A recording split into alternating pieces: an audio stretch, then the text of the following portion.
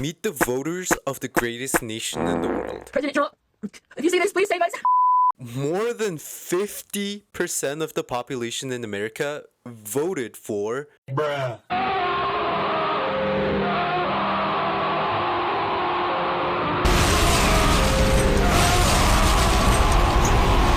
And y'all say North Korea is bad? Meanwhile,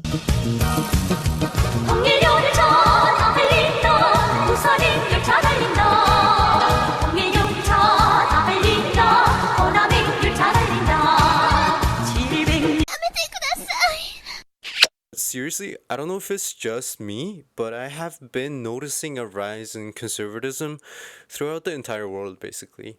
Just a few years ago, furries and the non-binary Starbucks baristas felt comfortable enough to roam the streets, right? But now, we are seeing the guys who share stuff like this, and the girlfriends that look like this.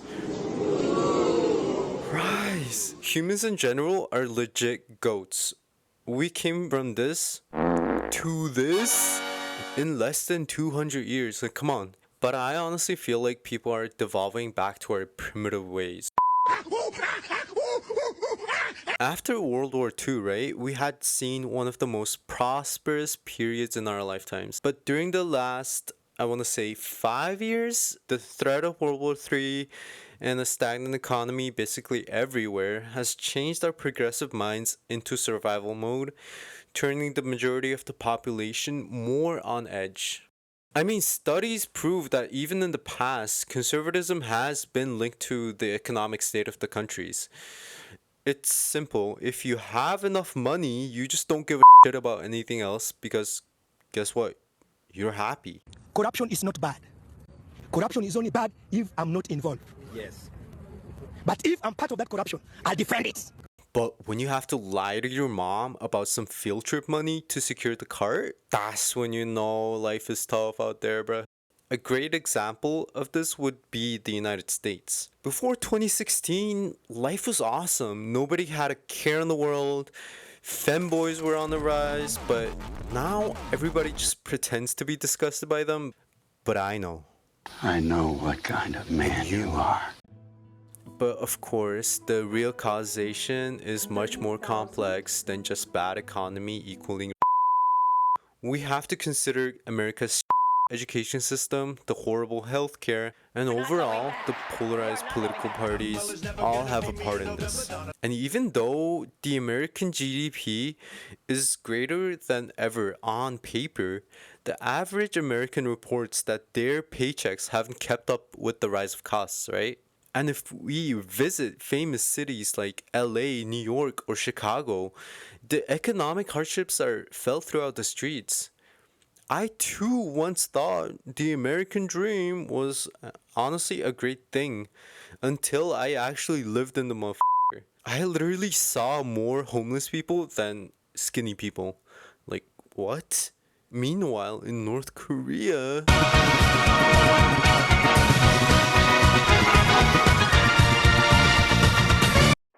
And I'm not just shitting on America. America might be the most documented or like apparent example, but countries like Canada, Australia, the United Kingdom, and basically half the world are facing the same issues.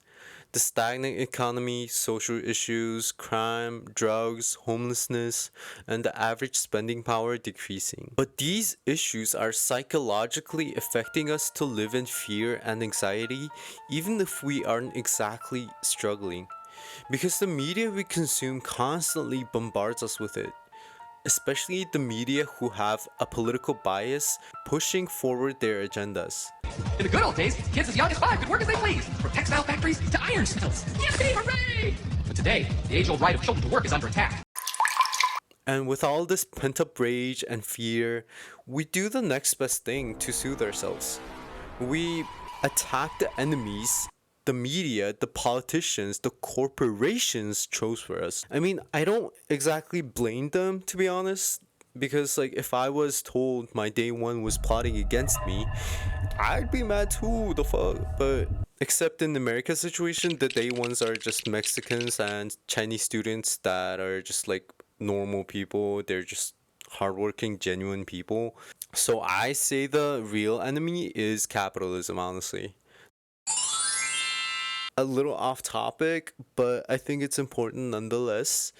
I was bread routing as usual the other day and saw a TikTok, right? And under the comment section, bro, I swear, it was straight out of a group chat with a bunch of alpha male 12-year-olds and the literal KKK. I swear to God, it did not used to be like this. But because of influencers like Andrew Tate, Charlie Kirk, or Candace Owens, and all of those like weird 30-year-olds who film podcasts about owning women while their kid is developing daddy issues, are at fault, honestly. The internet is honestly bound to make these statements they say viral. That and seeing somebody's head getting smashed on Instagram Reels on the daily is desensitizing our minds to a level we cannot comprehend. I swear to God. And yeah, this seems like not that big of a deal, but we are seeing a growing split between the male and the female population. In South Korea, 75% of guys in their 20s voted conservative in the election this year. And if you didn't know, the Conservative Party in Korea had a president who tried to start a war with North Korea and declared martial law a couple months ago and was literally the first ever sitting president to get arrested in Korea. The growing divide between the two genders are one of the biggest reasons on why Korea has the lowest birth rate in the world. They literally have a female movement against men because, well, let's just say besides like the Korea boos liking Korean men, like honestly, Korean men have a very bad reputation in Korea. This is why my crazy opinion is that some censorship to a certain level is necessary for a society to be able to have a morally correct population. Like there's a reason why photography is not legal. Like come on, bro. Like now, morally correct is very subjective because we all have different standards. But you know that episode from The Amazing World of Gumball where like Darwin literally just like changed the entire family to keep them safe? That's me, except on the internet. I mean, honestly, it can't be that bad, right? Like, look at China. They have a tight regulation on their social media platforms.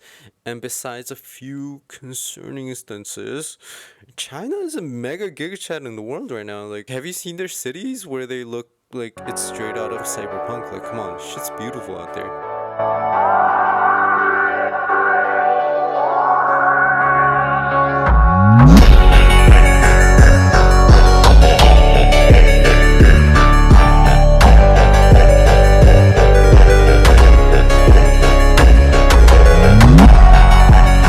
Meanwhile, You're looking at Los Angeles. Demonstrations are happening right across the United States today to oppose the Trump administration.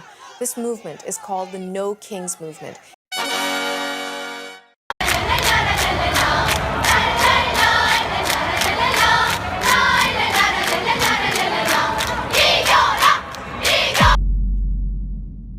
Hey guys, so this is my second video so far. I am honestly very happy with this one because it felt a lot more natural. I was a little bit more myself. I'm a very unserious person, so please do not take anything to heart. I'm just sharing my opinions because it eats me alive to keep them inside.